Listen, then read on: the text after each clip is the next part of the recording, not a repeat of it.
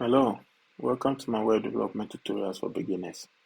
This tutorial is for anyone who wants to learn web development from the basics. It's also the beginning of series of tutorial sessions I'll be making. This is the front-end chapter of my web development series. The goal of this part is to make you understand how web applications are built. You can find the link to my slide in the description. So in this part, I'll be covering what web development is about, the layers of web design, and I'll give a brief overview of HTML, CSS, and JavaScript, and then why we need them. And I'll also give recommended tools we'll be using for our subsequent parts, which are mostly going to be practicals. So, what is web development? Web development is about building and maintaining websites. Web development consists of a front-end and then back-end development. So, let me use Facebook as an example. Assuming you enter Facebook into your browser, whatever you see there, the buttons and where you type your email and password, everything you see in your browser is the front-end part. The back-end part is what you don't see, where your data is stored. Do you realize whenever you log into Facebook in different browsers, you get the same information about you because your data is stored in a backend somewhere in the cloud. So that's the backend part of it. What you don't see, what you don't see in the browser is the backend. The backend is responsible for keeping your account information on Facebook. So whenever you log into Facebook in different browsers, you still get access to your account. Yeah. So that's the whole idea about the front end and then the back end. The front end can be accessed in the browser, but the back end you don't really have access to it. I created this simple diagram to help explain what the whole front end and back end is all about and the communication between them. So in the front end side, like I said, it runs in the browser and it's mostly built with HTML, CSS, and JavaScript. And if not, probably built with a framework or another language, but it's later transpiled into HTML, CSS, and JavaScript. So that's the whole basis for our tutorials. We will be learning about front-end development, and that's the part that runs in the browser. So as we can see here, we have the front end here, which talks to a backend somewhere in the cloud. And the backend contains a web service, which was also developed in another language like PHP, Python, C Sharp, or Java, and there are a lot of languages. And inside the backend, the web service talks to a database where the information is kept. So to make this simple, I'll use the same Facebook as an example. So let's assume you enter Facebook into your browser, which is here, and you have Facebook loaded. So you enter your email and then password, and you click the sign in button. The front end side, which is the browser, sends your credentials, which is your email and password, to the web service at the backend. Now the web service at the backend makes a query to the database to check for your information and then compare whether the credentials you provided are valid, whether you even exist in the database, your record even exists in the database. The backend, the database returns the results of the query to the backend, and now the backend, which handles the business logic of the application, determines whether you are a Facebook account holder or not based on the credentials you provided. Then, in return, the web service sends a response to the front end telling it whether you are a valid user or not based on the credentials you provided. So this is like the data flow of the whole web backend and front end. We have a front end which is running in the browser and it makes requests to a web service at the backend. And now that web service, which is coded in PHP, Python, or Java or whatever, makes queries to a database which keeps your account details. Now the database also returns a result to the web service, and the web service does the whole computation and validation, whatever, and sends a response back to your front end to display whether you are a valid user or not. So in the Facebook example, it's either going to display invalid account details or let's say invalid username and password, or it's going to open the actual Facebook application where you can browse and then follow people and browse through your walls and all that. Yeah. So we have the list of some examples of databases: MySQL, Postgres, and then Oracle, and then some languages we use for the backend. And SQL query here is just another language that web service makes query to the database for. So we have various SQL databases there. But for now, this is just an introduction. We will not be going much details. And even our focus on this tutorial is just going to be for front-end development. The first application we'll be using for our practice is a simple calculator. And this is just a Figma design I created to help us in our subsequent HTML, CSS, and JavaScript practice.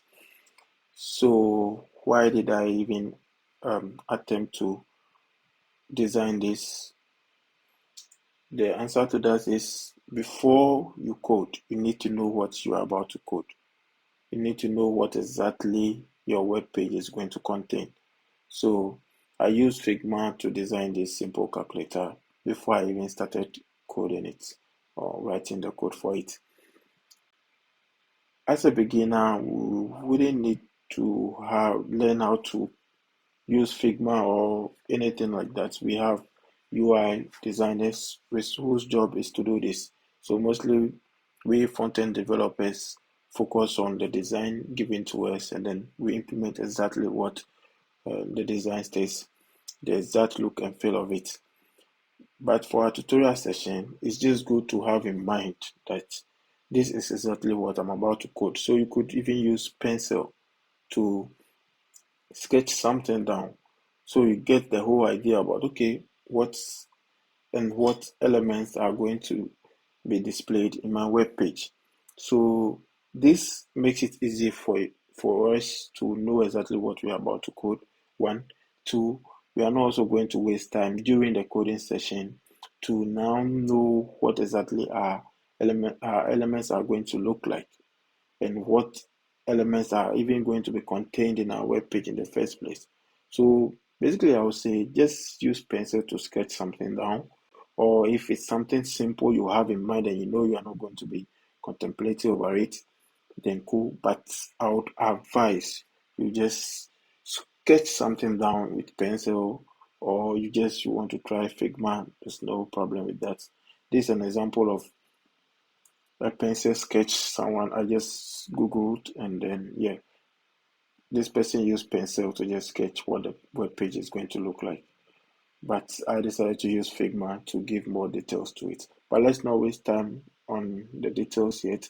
Just have in mind or have a sketch somewhere of what exactly you are about to create, so you know you are going to have an element where you accept the first number of the user, an element where you allow the user to make a selection of options for the operator sign, and then another element which will accept the second number from the user. Then you have another element where the user can click, and then your application produces an answer here. So yeah, you need to know exactly what you're about to code, so you don't waste time contemplating over it during your coding session. So using a simple calculator example, I can now explain the use of HTML, CSS, and JavaScript in building the simple calculator.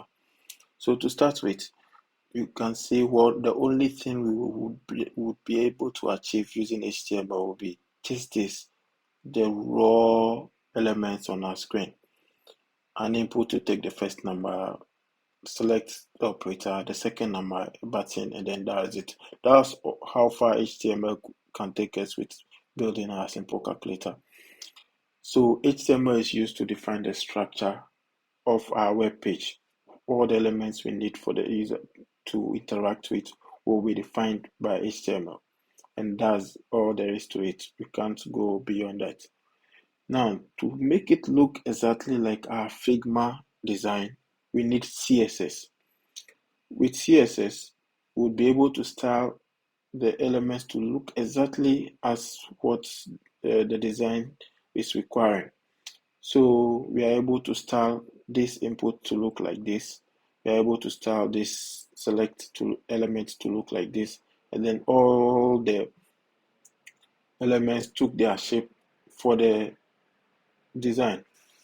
So CSS is responsible for the whole look and feel of the application, how the elements are arranged and positioned, and all that is defined in CSS. So why would we need JavaScript then if our application is looking like what the design is stating? Then the answer to that will be, what happens when you click a button? At the end of the day, we want the calculate button to compute the first number and second number and give us a result and display it here. That's the purpose of JavaScript. JavaScript handles the user actions or the behavior, the actual behavior of the front-end application. So once you click on a button, the JavaScript code is called and then the answer is displayed here. So that's why we need JavaScript. We need HTML to define all the elements we need on the page. We need CSS to style it to look exactly as the way we want our design to be. And then we need JavaScript to handle the behavior of the application. So some key points on HTML. It's just a markup language to build the structure of your web page. It's used to define all the elements you need to show to your user. And then most of the elements have their unique purposes, even though some like div element is a bit generic for your own customization, as it's also a container. And then the elements are defined by their tag representations. So for a simple calculator, this the HTML code behind our simple calculator. These are the elements inside it, and each of the elements, like the button, for example, has the tag button. The element we were using to accept the first number has the tag input. The element for the second number has the tag input, and then the element for the operator has the tag select. So each element you want to display on the web page will have a specific tag for it. And then most of the HTML elements have opening tags when defining them, and then closing tags. So an example will be the button. That's an opening tag and then a closing tag. With a few exceptions that don't, like the inputs, it's also there. Now, once you open a tag, you close it. So, example, we open the option tag, then we close it with a closing tag. We open the div tag, and then we close it with the div tag. And then another point is HTML structure is in a hierarchy form where you have the child being contained in the parent. So we have the whole HTML document tag, then we have the body tag, but you do realize the children are inside the opening and the closing tags of the parent. Example is the select, it's having the child options inside it, and that's it. We also have attributes, which are additional information to control the behavior of the element. So the example will be the input tag having an attribute like type, which controls whether the input going to be entered into this element is going to be numbers or text. But here I'm stating it should accept only numbers, so the user wouldn't be able to enter text inside it. With CSS, these are some key points I noted down. Whenever you are done defining the structure of your web page, you use CSS to style it. The color of the elements, the background color, the font size, the position, the arrangements of the elements, you use CSS to style them. And I also have these points where I make say the strengths in your CSS determines the look of your page, and then there's no limit to how you can use your CSS. You can use CSS to make your elements look. And then CSS selectors are used to target the particular HTML elements you want to style. So we have the hash, which is used to target elements that have the attribute, the ID attribute. So example will be this div, which I gave an ID of app.